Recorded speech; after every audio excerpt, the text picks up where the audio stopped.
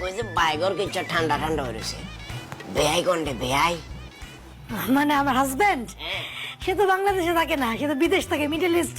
ওই যে কাম চাইছে একবারে খুশি হয়ে গেছি গো। উনি কি কইছে বুঝছো না, বুদ্ধির কাম করছে বেয়াই। বাংলাদেশে তাকে কি করবো, ব্যাগ চোর বাট পাড়াটা দেশের বাইরে গেছে গো, ভালো হয়েছে। তা বিয়াই আপনি কি করেন? আমি কি করি বলতে, আর ওই নোয়াখালীর ভিতরে অনেক বড় একটা ছাগলের শোরুম আছে। কি কর? ছাগলের শোরুম? এটা আবার কি জিনিস? ছাগলের শোরুম না, ছাগলের খামার। আরই আমরা একজন স্মার্ট বেআইন, আমাদের সামনে খামার কোন কেচ্ছা লাগে না, কিনলে একটু স্মার্ট ভাষা বলছি আর কি, শোরুম বলছি। আচ্ছা ভালো করছেন, নেন বিস্কুট খান। বিস্কুট তো খামু, যেটা একটু ফ্রি হয়ে গেছি, মনের বাবা দান প্রদান একটু ভালো কথা এখন জিগাইতাম, আমরা আবার অন্যভাবে নিয়েন না। বেড়ে ছাড়া থাকতে আপনার অসুবিধা হয় না? আমি হাই, এটা কোনো কথা কইলেন? বাংলাদেশে কি আমি প্রথম মহিলা যে আমার জামাই বিদেশ থাকে? আমার জামাই ইনকাম করতে বিদেশ গেছে, এটা ভালো কথা, খারাপ লাগবো কেন? আর একা একা থাকতে তো অভ্যাস হয়ে গেছে, আর তো বছরে একবার করে আসি। না না, তারপরও আপনি যদি আগ্রহ থাকে আরে, তাহলে আনলোকে নোয়াখালী যেতেন হারেন, নোয়াখালী তো সিস্টেম করি সব করে একটা মারিয়ে যেতেন হারেন, কি কন? ও নোয়াখালী না, আমি অবশ্য জীবনে যাই নাই। ঠিক আছে, আপনি যখন বলছেন একবার দেখি আমার মেয়ের জামাইরে নিয়ে যাইতে পারি।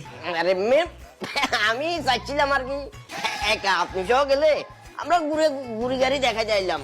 না না বিয়াই, আমি তো একলা একলা কোথাও যেতে পারবো না, এখন মেয়ে বিয়ে দিছি, মেয়ের জামাই সহ যাবো।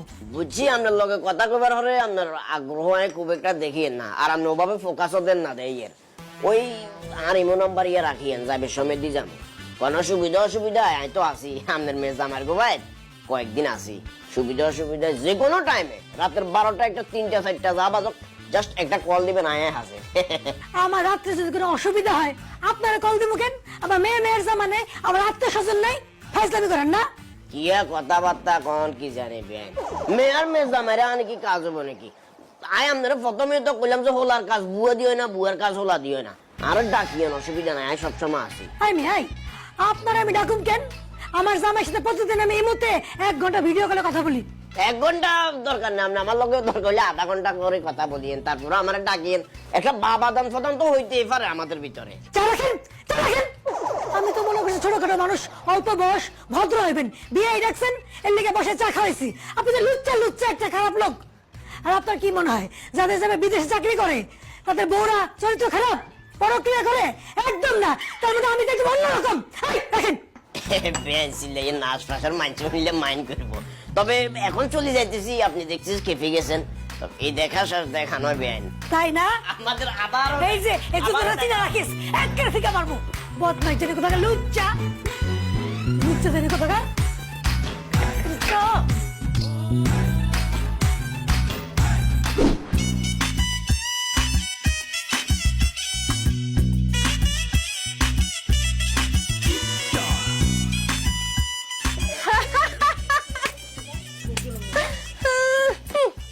সারাদিন সাবান ঘুষছো, আমগুলো এখন ফর্সা হইতে পারবি না। আমার তো আবার আল্লাহ দিয়া দিছে ন্যাচারাল ফর্সা। বলে কাম কর, তোরা সাবান না ঘুষা সাবানটা গুলাই খায়ালা, তাহলে যদি আমার মতো একটু স্বাদ হইতে পারোস। সারাদিন আমগো দেখলে যে মুখটা ফু করে রাখোস, একদিন সকালবেলা উঠে দেখবি কি জানোস, মুখটা করে ব্যাকা হয়ে গেছে। এই বুঝলি, এই তুই এমনি সাদা না, আমার মনে হয় কি তুই এই সাবান শ্যাম্পু গিল্লা খায়া ফসা হয়েছিস, বুঝছস? অনেক থেকে ভালো ভালো জানালি কিন্তু পানি মারি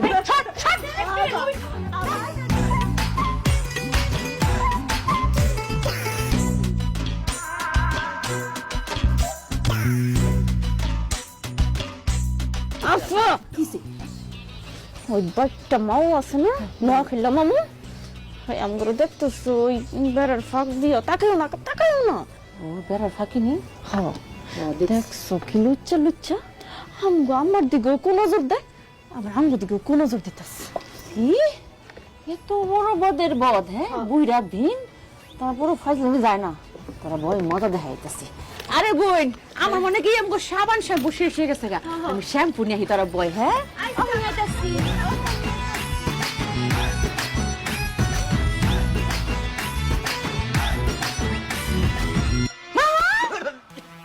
ওই যা বাগিনে আসনে, ভালো আছো? আমি ভালো আছি, আপনি ভালো আছেন?